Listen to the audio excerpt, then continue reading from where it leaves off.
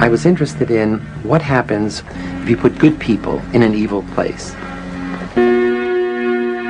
Does the situation outside of you, the institution, come to control your behavior, or does the things inside of you, your attitudes, your values, your morality, allow you to rise above a negative environment? The Stanford Prison Experiment is one of the most famous studies in psychology history. The premise was very simple. 24 students were divided into two groups, guards and prisoners. How would these randomly assigned social roles affect their behavior? The results were shocking. The guards became extensively cruel and sadistic. Without any explicit instructions, they invented different tortures. Guards stripped the prisoners, verbally abused them, and forced them to do humiliating activities from push-ups to cleaning the toilets with their hands. Prisoners experienced a loss of personal identity. They couldn't object the guards' orders and were completely immersed in the role of prisoners. The results attracted a lot of media attention. It later was included in almost every introductory psychology textbook and was even used in court as an evidence of how environment can largely affect the actions of an accused criminal. It was considered one of the most important studies, and it was also one big lie. In the last 50 years, the experiment has been widely criticized. Unethical nature of the environment, sketchy personality pretests, confusing mix of realistic and unrealistic prison elements, and many others. But we will only focus on the main ones. Demand characteristics invalidate the study results. Guards thought that the researchers wanted them to act cruel for the sake of the experiment.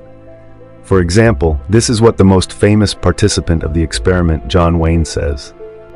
Because I really believed I was helping the researchers with some better understanding of human behavior.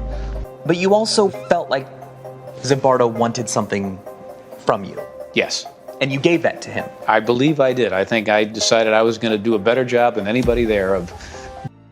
At least a third of the guards were judged to have become far more aggressive and dehumanizing toward the prisoners.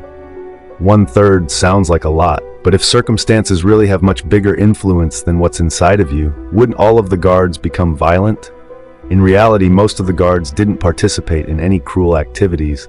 This experiment almost proves the opposite of its conclusions. In the same circumstances, people behave differently based on their innate personality traits. This criticism was around for almost 50 years.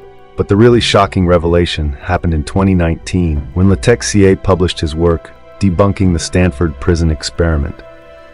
After investigation of SPE archives and interviewing the participants, he found out that the experiment didn't just have flaws, it was based on outright lies. Firstly, Letexier found that the experiment was modeled after the Toyin Hall experiment conducted by one of Zimbardo's students.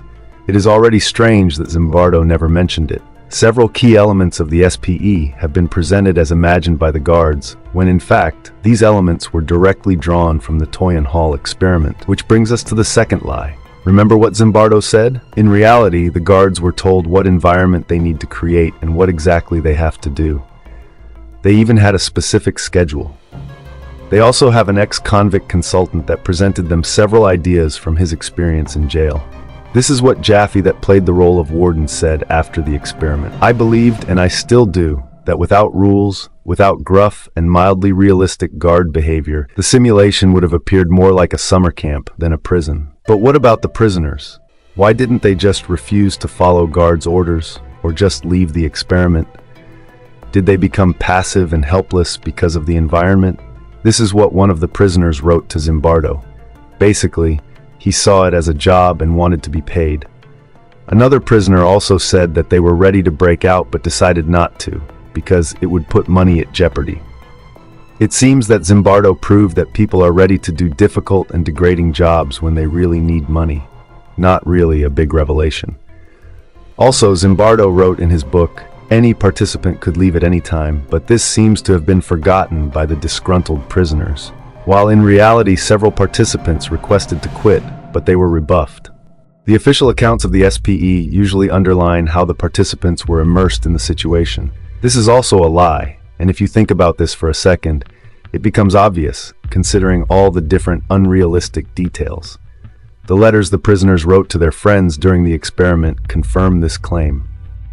Even though this study is completely wrong, it is still one of the most important studies in psychology, but for the very wrong reasons. It shows how fragile this science really is. It took half of a century to debunk such an attention-grabbing study. For 50 years, students were given wrong information and sometimes even worse. This was written in one of the textbooks. It was an outright lie, even before any debunking. This raises serious questions. How many more studies are wrong? How much wrong information do textbooks contain? How can science be developed if we can't trust previous research? We will try to answer all these difficult questions, so subscribe for new videos. It's my nature to